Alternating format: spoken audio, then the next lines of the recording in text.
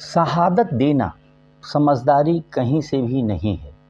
मैं समाज में देखता हूँ कि अक्सर लोग कहते हैं हम मर जाएंगे, मिट जाएंगे, शहीद हो जाएंगे, लेकिन उसको छोड़ेंगे नहीं। मतलब उनकी प्राथमिकता मर जाने, मिट जाने और शहीद हो जाने, यह इनका प्राथमिक है। जो प्लानिंग होता है उसको मिटाएंगे या नहीं मिटाएंगे वो सेकेंडरी हो जाता है। तो मुझे समझ में नहीं आता है कि ये बौद्धिक लोग हैं या बिना। आप समझ रहे हैं कि मैं क्या कहना चाहता हूँ। तो शहादत देना समझदारी नहीं है तो आपको यह एक अटपटा चीज़ लग सकता है, लेकिन थोड़ा खैर ठहर करके सोचिए।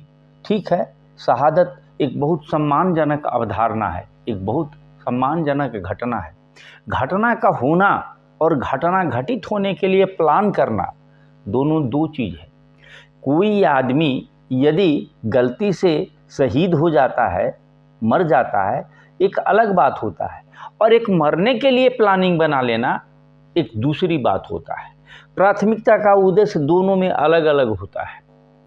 किसी चीज़ को प्राप्त कर लेने की प्रक्रिया में शहीद हो जाना अलग बात है, और किसी प्रक्रिया को प्राप्त करने के नाम पर शहीद हो जाना, प्राथमिक रहना, ये दूसरा अवधारणा है।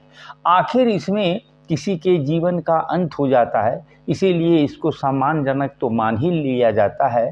हालांकि विज्ञान जो है पुनर्जन्म नहीं मानता है, इसीलिए उसके इकलौते जीवन का समापन हो जाना एक बहुत ही असाधारण घटना होती है।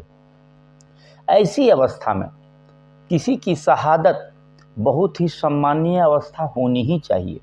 लेकिन मैं ये नहीं कह रहा हूँ कि शहीद होना अच्छी बात नहीं है। शहादत देना, शहीद होने के लिए बेकरार रहना, ये विचारणीय बिंदु है। आप समझ लें, किसी भी समाज में आप ऐसे समझें कि समाज के जो बड़े बड़े लोग होते हैं, अग्रणी लोग होते हैं, समृद्ध लोग होते हैं, उच्च स्तरीय बौद्धिक लोग होते हैं, उच्च स्तर के पदाधिकारी गण होते हैं, राजनीतिक नेता होते हैं और दिव्य लोग होते हैं, तथाकथित आध्यात्मिक पुरुष होते हैं, तो ऐसे लोग शहादत देने में बहुत पीछे ही नहीं रहते। ये उस कतार में भी शामिल नहीं होते हैं जहां शहादत देने की बात होती है।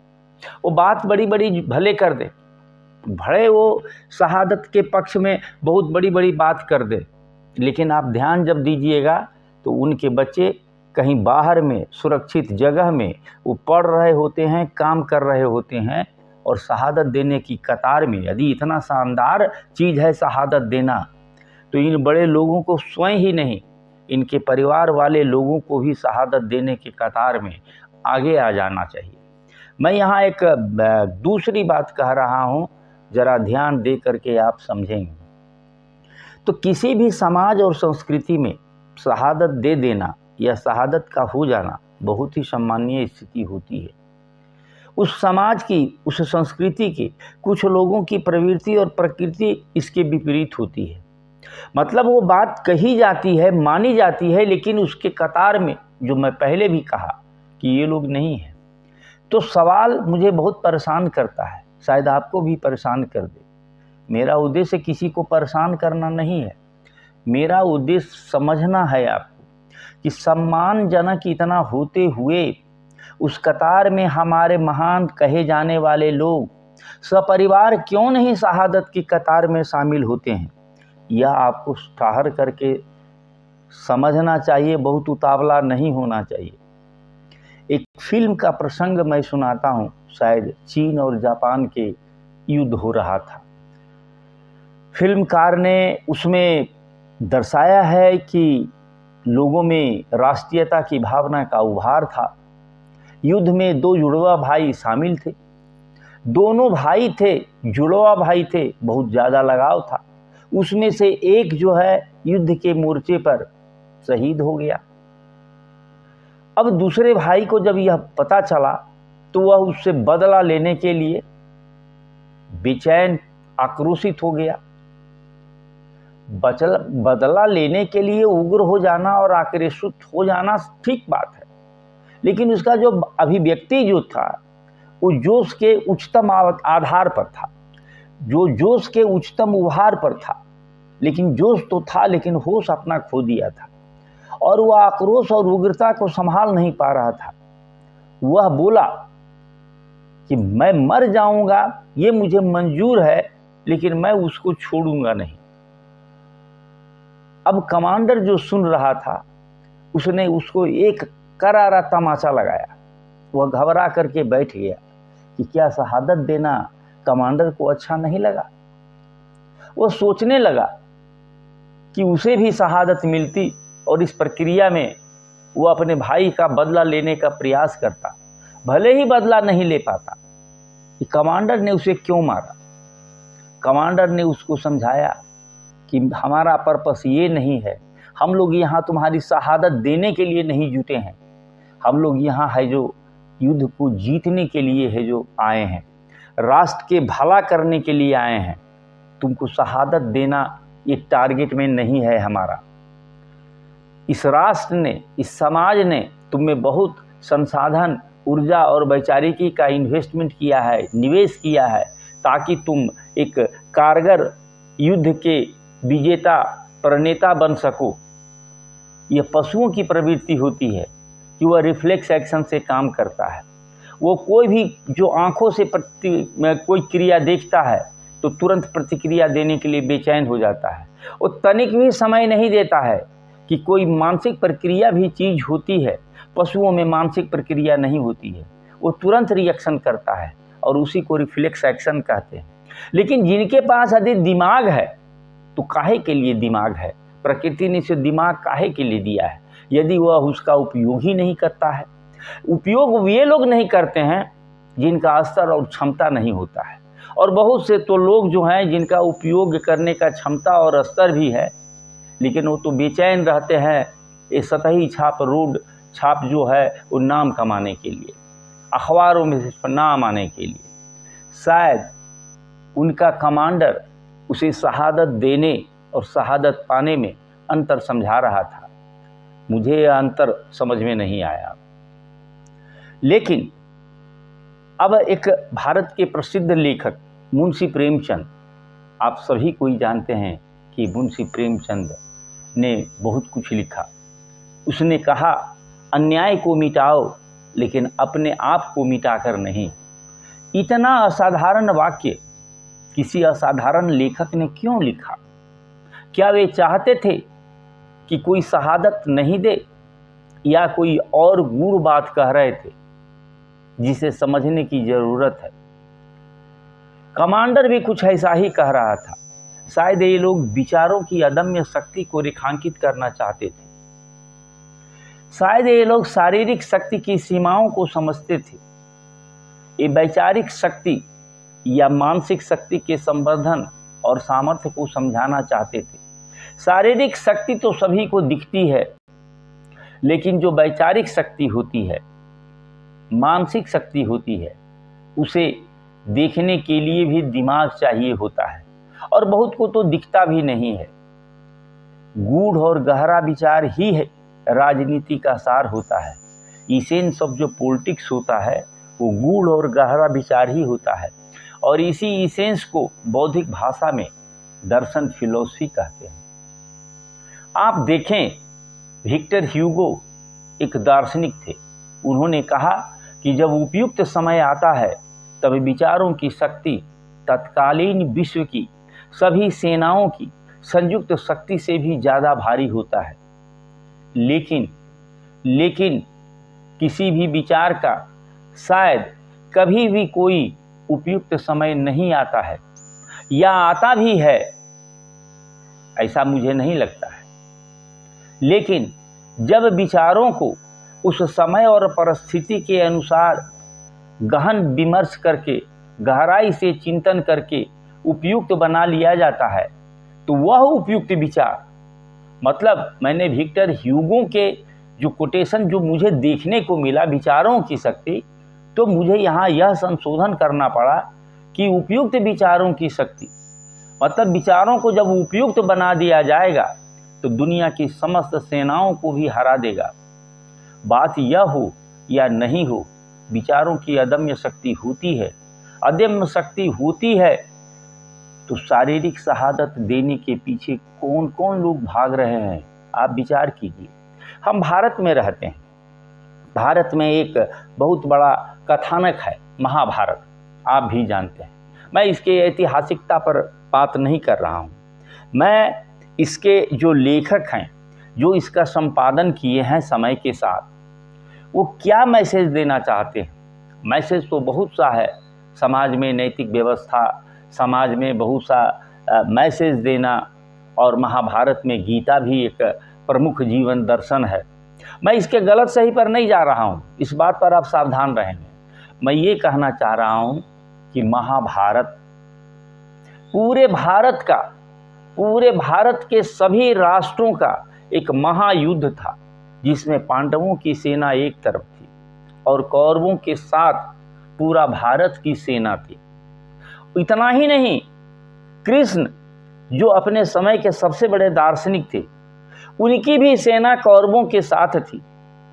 अर्जुन ने कृष्ण को चुना, वह विचारों की शक्ति को जानता था, इसीलिए एक निहत्था दार्शनिक को अपने पक्ष में लिया, और ये श्री कृष्ण के विचारों की शक्ति थी जिसका कार्यान्वयन अर्जुन ने किया और महाभारत का सारा इक्वेशन को उलट दिया। ये विचारों की शक्ति थी। यह महाभारत जो है, ये विचारों की शक्ति को प्रदर्शित करता है। वहाँ जो शहादत देने वाले थे, उनकी शहादत, बड़ी सेनाओं की शहादत कथानक के अनुसार बेकार चली गई। तो आप ठहर करके विचार करें कि शारीरिक शहादत देने के पीछे कौन लोग भाग रहे हैं। क्या उनके पास वैचारिक क्षमता नहीं है, या कुछ लोग उनको जो है शारीरिक शहादत देने के लिए प्रेरित कर रहे हैं। आप ऐसे देखें, भारत में स्वतंत्रता आंदोलन हुआ, सड़कों पर लोग निकले, लोगों को लगता है कि लोगों के सड़कों पर उतर जाने के कारण इस देश को स्वतंत्रता मिल गया। भाई, ये श्रीलंका और म्यांमार में तो स्वतंत्रता का कोई आंदोलन ही नहीं हुआ, तो उसको काहे स्वतंत्रता मिल गया। आप यदि ये सड़क पर निकले हुए लोगों के कारण स्वतंत्रता को मिलना समझते हैं, तो आप समझ लें कि आपको उपनिवेशवाद और साम्राज्यवाद के चरित्र का ज्ञान नहीं है, इनकी क्रियाविधियों का ज्ञान नहीं है। मैं फिर से दोहराता हूँ, आपको उपनिवेशवाद और साम्राज्यवाद के चरित्र और उनकी प्रक्रियाओं की समझ नहीं है, इसलिए जो आँख से दिखता है आप वहीं तक अटके रहते हैं। साम्राज्यवाद जो शुरू हुआ, बनिक साम्राज्यवाद से शुरू हुआ। जब पुर्तगाल और स्पेन में नाविकों ने बाहर निकलना शुरू हुआ, व्यापार में आगे आए, तो ये बनिक साम्राज्यवाद हुआ कि यहाँ से खरीदो, वहाँ बेचो, और उस पर हमारा आधिपत्य रहा। वैज्ञानिक क्रांति के कारण, औद्योगिक क्रांति के बाद वस्तुओं का उत्पादन होने लगा, कच्चे माल चाहिए था, ईंधन की सामग्री चाहिए था, उत्पादन होता था वहाँ, और उसके लिए फिर बाजार चाहिए था। ये औद्योगिक साम्राज्यवाद में स्वरूप बदल गया। और जब लगा लोगों को, इसी साम्राज्यवाद में भौगोलिक विस्तार के कारण द्वितीय विश्व युद्ध गहराई से हुआ, जिसमें कितने लोग मरे और क्या क्या हुआ आप सारा जानते हैं। लेकिन अब साम्राज्यवाद क्या हो गया, अब जो है ये औद्योगिक साम्राज्यवाद वित्तीय साम्राज्यवाद में बदल गया। लोग यहाँ हैं, यहाँ रॉ मटेरियल है, यहाँ ईंधन है, फिर इसको अपने देश में ले जा करके अपने देश में गंदा करने का क्या ज़रूरत है, पॉल्यूशन बढ़ाने का क्या ज़रूरत है। सस्ते मजदूर यहाँ मिलते हैं। उत्पादन के बाद यूरोप से वस्तुओं को उपनिवेशों में लाना पड़ता था। भाई, यहीं के लोग, यहीं रॉ मटेरियल है, यहीं ईंधन है, यहीं सस्ते मजदूर हैं और उपभोक्ता भी यहीं है, तो सारा उत्पादन, सारा क्रिया यहीं हो। सिर्फ हमारा जो पूंजी है, हमारा जो धन लगा हुआ है, वो अस्थायी रूप से मौजूद रहे। साम्राज्यवाद जो था उसका स्वरूप बदल गया। औद्योगिक साम्राज्यवाद वित्तीय साम्राज्यवाद में बदल गया और इस तरह के अंतर्राष्ट्रीय अनुबंध किए गए कि आप उत्पादन कीजिए, मैं आपको तकनीक दूंगा, मैं आपको मैनेजमेंट का विधा बताऊंगा, मार्केटिंग का विधा बताऊंगा, आप उत्पादन कीजिए और आप खाइए और पचाइए, मेरा हिस्सा आप दे दीजिए। तो ये जो औद्योगिक साम्राज्यवाद वित्तीय साम्राज्यवाद में बदल गया, कहीं ज़रूरत ही नहीं रहा। सिर्फ सेकेंड वर्ल्ड वार के बाद भारत को ही स्वतंत्रता नहीं मिली है। आप देखेंगे कि दुनिया के तमाम उपनिवेश से जो उपनिवेशवादी थे वो चले गए भौतिक रूप से और साम्राज्यवाद बना रहा। औद्योगिक साम्राज्यवाद वित्तीय साम्राज्यवाद में बदल गया और वित्तीय साम्राज्यवाद का स्वरूप ही आपको नज़र नहीं आता है। और अब तो वित्तीय साम्राज्यवाद के साथ साथ एक और साम्राज्यवाद जुड़ गया है जिस पर भारत के लोगों का भी ध्यान नहीं है, जिसे डाटा साम्राज्यवाद कहते हैं, डेटा का साम्राज्य। तो आप ये समझें, इस सड़कों पर उतरने के कारण जो है ये आज़ादी नहीं मिली है, ये स्वतंत्रता नहीं मिली है। हालांकि मैं ये नहीं कह रहा हूँ कि इनमें महान लोगों का और लोगों का शहादत का मैं सम्मान नहीं कर रहा हूँ, मैं शहादत का सम्मान कर रहा हूँ। और वो उपनिवेशवादी इतिहासकार भी उस सम्मान को बहुत बढ़ा चढ़ा करके लिखते हैं। इसलिए लिखते हैं कि आपका ध्यान इस वित्तीय साम्राज्यवाद और डेटा के साम्राज्यवाद की तरफ नहीं जाए, आप वहीं तक अटके रहें जहां वो दिखाना चाहते हैं। खैर, ये मेरा विषय नहीं है। शारीरिक शहादत या तो दुर्घटनाओं से हो जाती है या उनकी प्राथमिकताओं में आ जाती है, यह अलग अलग बात है। दुर्घटना में शहादत हो जाना एक अलग बात है, लेकिन प्राथमिकता में ले आना कौन लोग करेंगे शारीरिक शहादत, जिनको विचारों की शक्ति पर भरोसा नहीं होता है। वैसे ही लोग उतावले रहते हैं, मैं इसे छोड़ूंगा नहीं, मैं इसे है जो बर्बाद कर दूंगा, अब मुझे बर्दाश्त नहीं है, मैं इस बार उन्हें बता दूंगा। और ये शारीरिक शक्ति का, ये जो भौतिक जो प्रदर्शन का, उस पर भरोसा करते हैं और तनिक संशोधन हो जाता है, तनिक व्यवस्था में बदलाव आ जाता है, बस विजय में वो फूल जाते हैं। उन्हें बाजार की शक्तियों का भी प्रक्रिया का भरोसा नहीं होता है। बहुत सी चीज़ जो है बाजार की शक्तियाँ, आर्थिक शक्तियाँ निर्धारित करती है और लोग उसका क्रेडिट लेने के लिए बने हुए हैं। बौद्धिक लोग विचारों की शक्ति पर विश्वास करते हैं। ज़्यादा बौद्धिक लोगों को ही दार्शनिक कहते हैं, क्योंकि ये दार्शनिक लोग बौद्धिकता के सिद्धांतों का प्रतिपादन करते हैं। दार्शनिक शताब्दियों या सहस्राब्दियों की स्थापित मान्यताओं, मूल्यों और संस्कृतियों को उलट भी देते हैं। कम चिंतनशील लोग शहादत की तैयारी करते हैं, ज़्यादा चिंतनशील लोग जीतने की तैयारी करते हैं।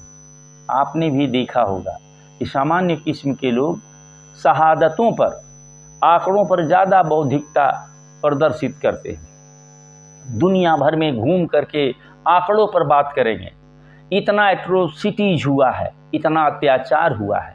अरे भैया, आप अत्याचार को गिन रहे हैं कि उसके मिटाने के लिए कोई बौद्धिक प्लानिंग भी कर रहे हैं? लेकिन नहीं, सहानुभूति पाने के लिए, अपने नेतागिरी बनाने के लिए ये आंकड़ों का व्यापार ज़्यादा करते हैं, समाधान की तरफ सोचते नहीं हैं। ये दुर्भाग्य है।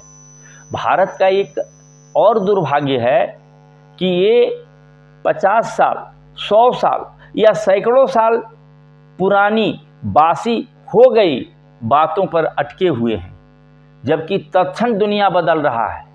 तो इनको 100 साल और 50 साल जो पुरानी बात है उसी को लेकर के बैठे हुए हैं।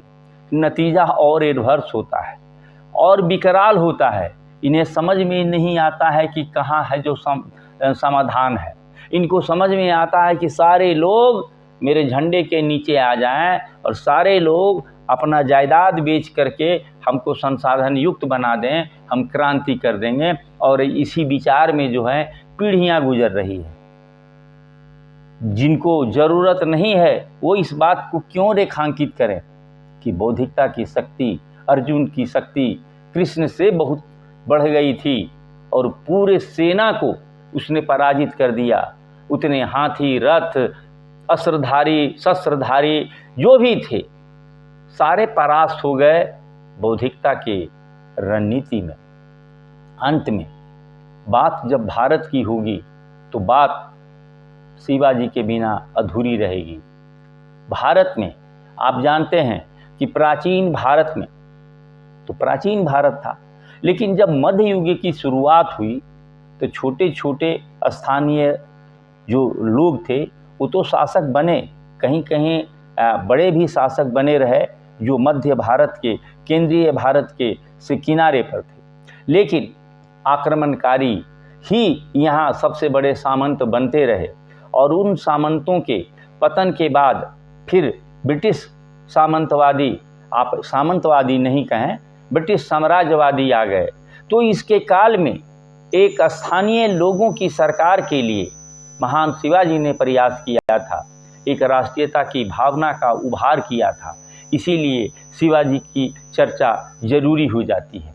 अपने सीमित संसाधन में, अल्प संसाधन में विशाल मुगल साम्राज्य, आदिल शाही साम्राज्य, अहमदनगर साम्राज्य, आप देखेंगे उसके विरुद्ध एक महान राष्ट्र की नींव डाली और एक आदर्श स्थापित किया, सभी लोगों को लेकर के स्थापित किया और ऐसा आदर्श स्थापित किया कि आज उस क्षेत्र को राष्ट्र नहीं महाराष्ट्र कहा जाता है।